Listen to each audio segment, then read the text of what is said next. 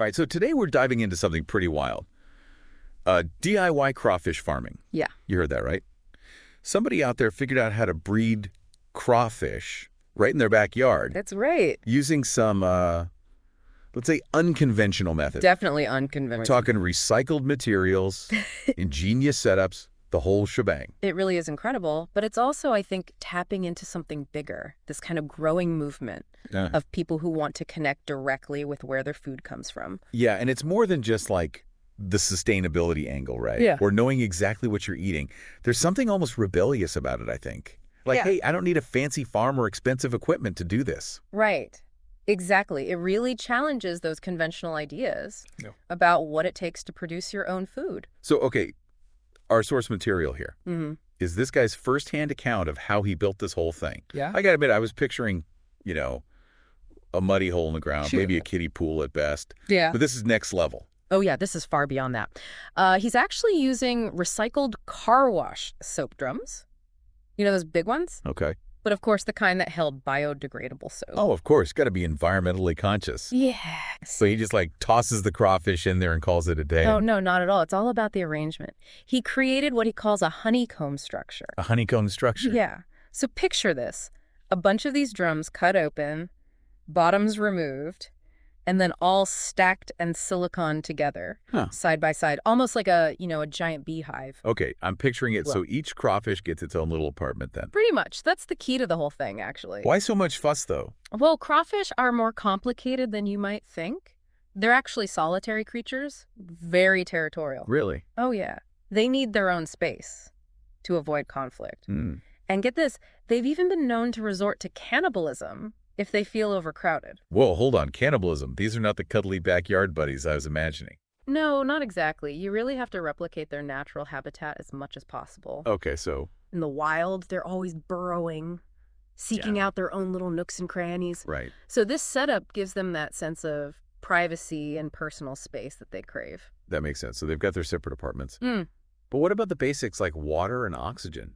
Do they need a fancy filtration system or something? He keeps it pretty simple. He's got an aeration system running, either a pump or an air stone, Yeah. to constantly bubble air into the water. So no bubbling filtered water features, huh? That's pretty low maintenance. Right. But what about escaping? I imagine crawfish are pretty good at making it right for it. Oh, he thought of that. He's got a whole perimeter set up around the structure. Oh, yeah. And get this, the skirting material is a repurposed Castrol promotional banner. Wow. He really is committed to this whole DIY thing, He is. using what he's got on hand Yeah. and making it work. Hmm. I'm starting to see why people are so fascinated by this story. Yeah, it's pretty inspiring, right? Totally. Okay, so he's built this amazing honeycomb crawfish condo. But what about the actual care? How do you even know if a crawfish is happy?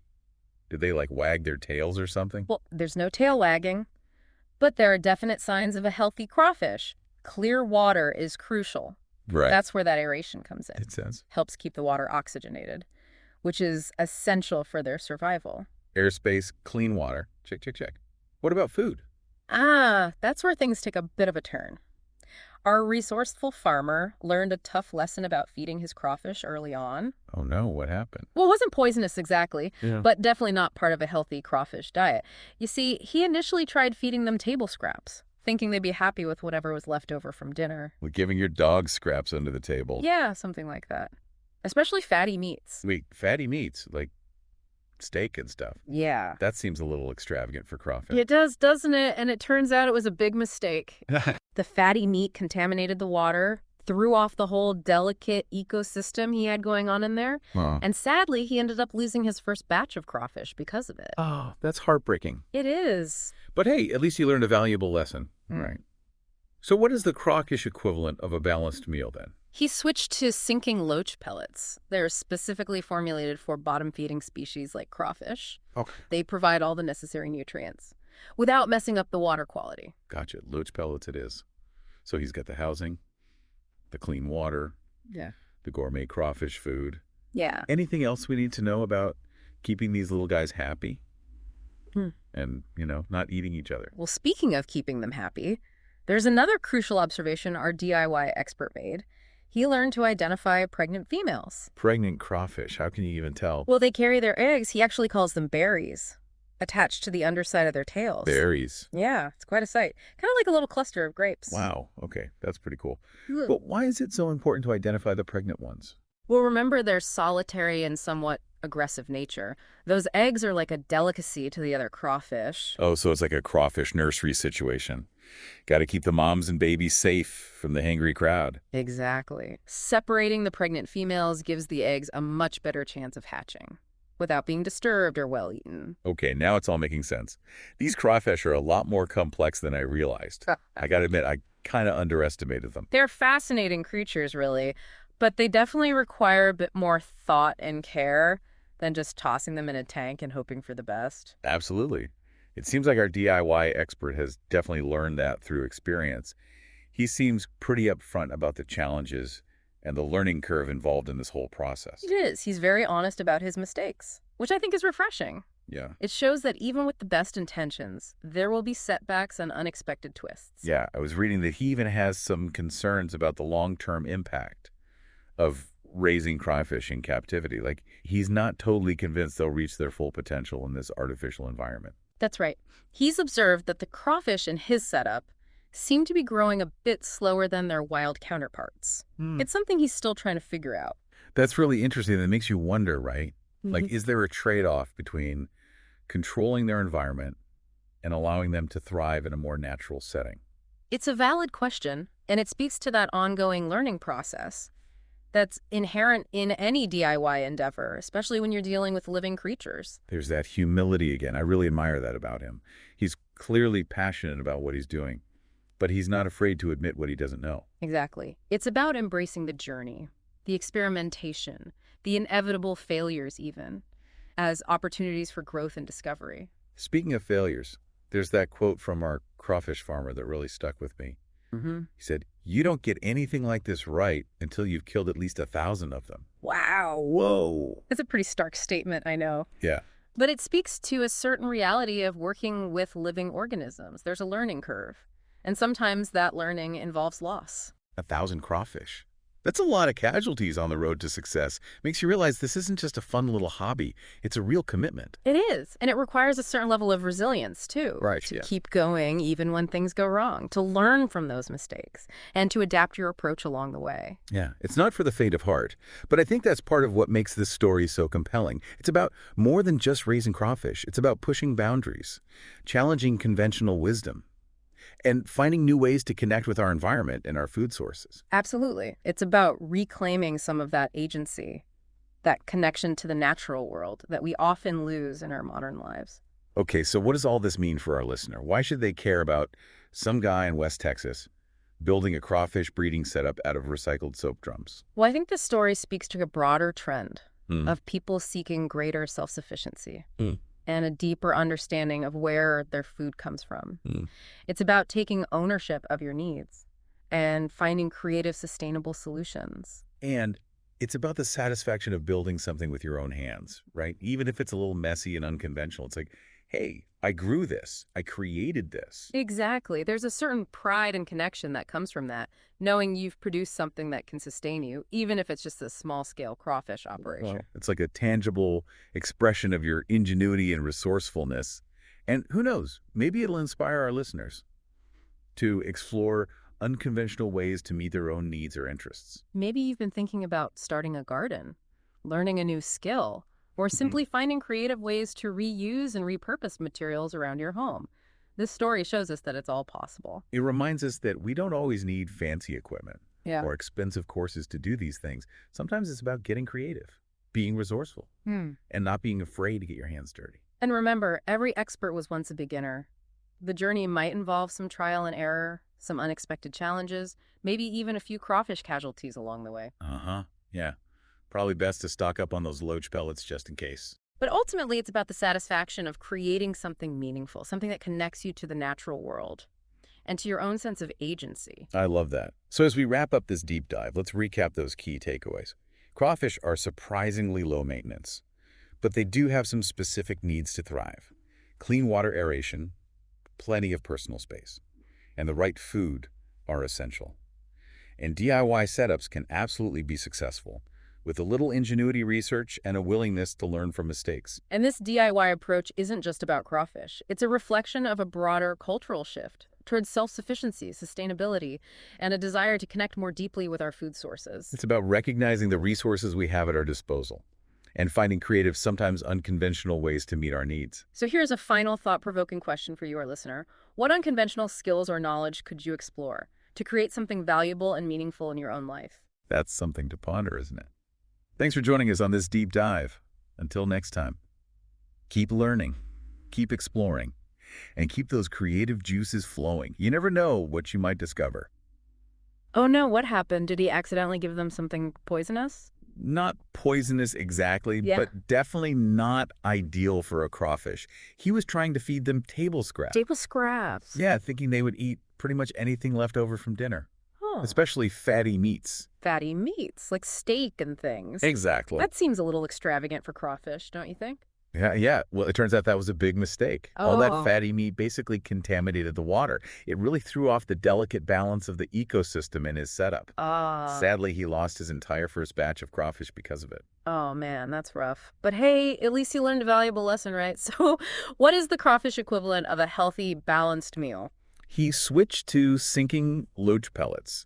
It's specifically formulated for bottom feeders, like crawfish. Oh. They provide all the nutrients they need without messing up the water. Loach pellets it is. So he's got the housing, the clean water, the gourmet crawfish food, anything else we need to know about keeping these little guys happy. Yeah. And, not turning on each other. Well, speaking of keeping them happy, our DIY expert made another crucial observation. He learned to identify pregnant females. Pregnant crawfish, how could you tell? They carry their eggs, or what he calls berries, attached to the underside of their tails. Berries. Yeah, it's pretty interesting to see. It kind of looks like a little cluster of grapes. Wow, that's wild.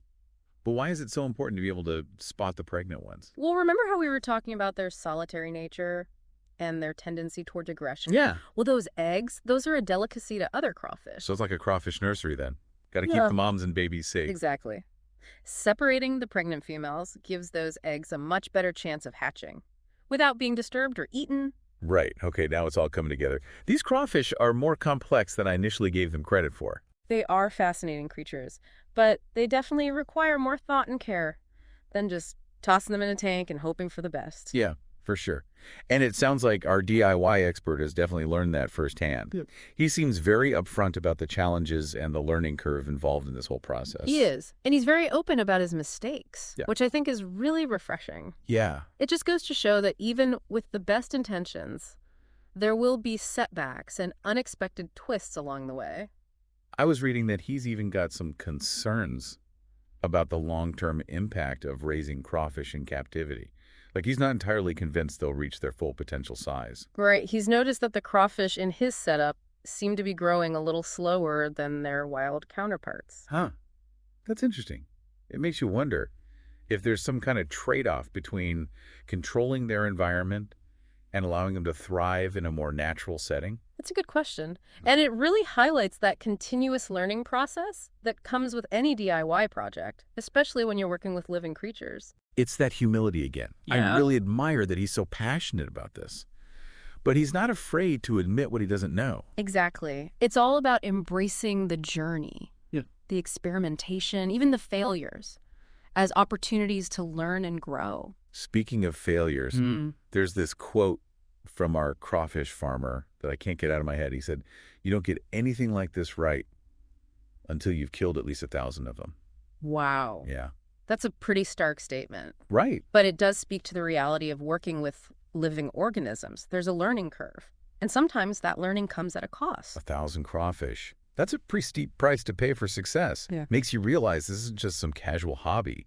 It's a real commitment. It definitely is. And it takes a certain kind of resilience, too, to keep going even when things go wrong, to learn from those mistakes and adapt. Yeah. It's not for the faint of heart. But you know what? I think that's part of what makes this story so fascinating. It's not just about raising crawfish. It's about pushing those boundaries, challenging those conventional ways of thinking, and finding new ways to connect with our environment and our food sources. I totally agree. It's about taking back some of that control, that connection to nature that we often lose in modern life. Okay, so let's bring it back to our listener for a second. Why should they care about this guy in West Texas and his crawfish? I think it speaks to a much larger trend. We're seeing more and more people seeking self-sufficiency these days, wanting to understand where their food comes from. Right. It's about taking ownership of your needs Yeah. and finding those creative solutions. Yeah, let's be honest. There's something really satisfying about building something with your own two hands, even if it's a little messy, a little unconventional. Like, Yeah, hey, look yeah. what I made. Absolutely. There's a real sense of pride that comes from that, from producing something that can sustain you, Yeah. even if it's just on a small scale. It's like a physical manifestation of your creativity and your resourcefulness. Who knows? Maybe this story will inspire some of our listeners to explore new and unconventional ways to meet their own needs and pursue their passions. Maybe you've been thinking about planting a garden and picking up a new skill, or even just finding creative ways to reuse things you already have around the house.